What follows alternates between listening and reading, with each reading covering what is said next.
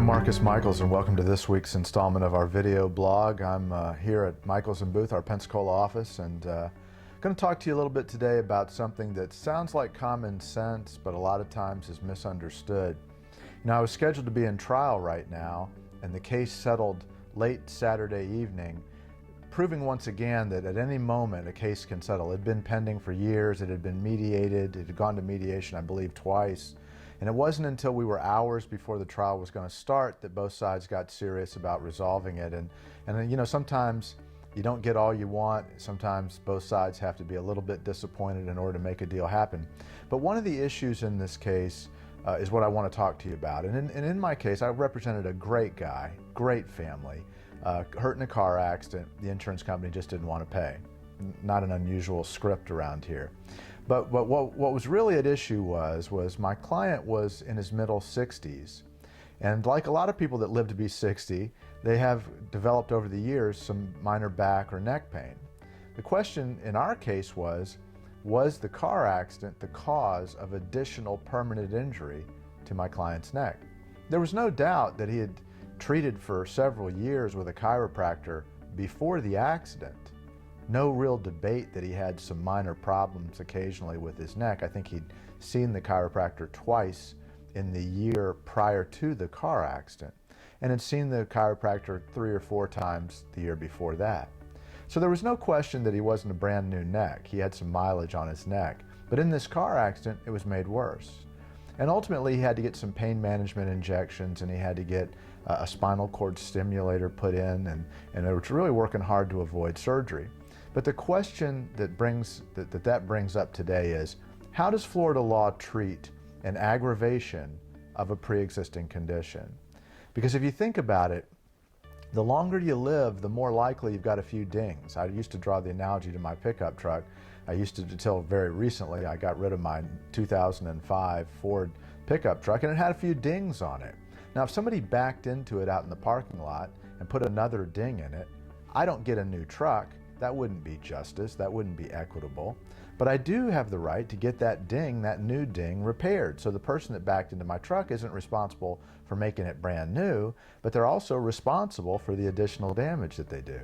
It's very similar when you think about aggravation of a pre-existing condition in Florida. In Florida, under Florida law, anybody's entitled to make a claim for compensation if they've suffered a permanent aggravation to a pre-existing condition. A lot of times I describe it this way. Let's say you've got a sore back, and on a scale of 1 to 10, it's a 3. And every year, you know, you've got this 3 on the pain scale back. And you just have learned to deal with it, and you've learned to deal with it. You take Motrin, or maybe occasionally you go to a chiropractor, or you got a family practice doctor that prescribes you some medicine. Whatever it is, you've got a back that aches on about a level of 3. But then, bang, you get into a car crash. Now your back really hurts, or your neck really hurts, and it's not a 3. Let's call it a 6. And you go to the emergency room, and they treat you, and they give you muscle relaxers, and you go to the doctor, and eventually, after about 6 months, they calm your back down a little bit, and it returns to where it was before the accident, a 3.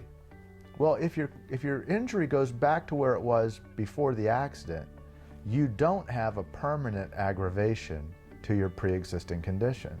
You had a temporary aggravation, and you're entitled to your medical bills, your lost wages, and your tangible damages for that window where your pain was a 6, up from a 3. But since it went back down to 3, no permanent aggravation.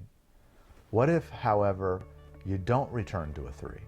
What if you're rocking on at a 3 and bang, you get into a car crash, it goes up to a 6, and everything your doctors do to try to make it better, they just don't make it better, and now your baseline, your everyday back, hurts on a scale of, let's call it 6 on that 1 to 10 scale. Well, now you have a permanent aggravation to a pre-existing condition. It's permanently worse as a result of that car crash. Under those circumstances, Florida law allows you to make a claim, but you're already thinking, that's a pretty tough claim to prove, isn't it? I mean, because we don't really have pain scales that you can measure through a test. So when my clients say, hey, I'm worse now than I was. My truck didn't have that ding on it before today. It had some other dings, but these dings are worse.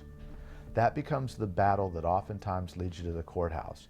It's not that you don't have a claim, you do, but it's harder to prove. Now, if you were a brand new neck, if you were a brand new baby and you didn't have any dings on you and you got into a car accident, it's pretty easy to see that ding. Like on a new car, you get a scratch on a new car, you can see that, it stands out. Scratch on a 10-year-old car doesn't stand out as much. So the best way to prove a pre-existing injury and the aggravation of a pre-existing injury is a before and after medical provider. We often send our clients back to the doctors that have treated them in the past, those ones that know that it's a 3, so they can see the patient and say, oh, well, this patient is worse now than they were the last time I saw them. They're now a 6.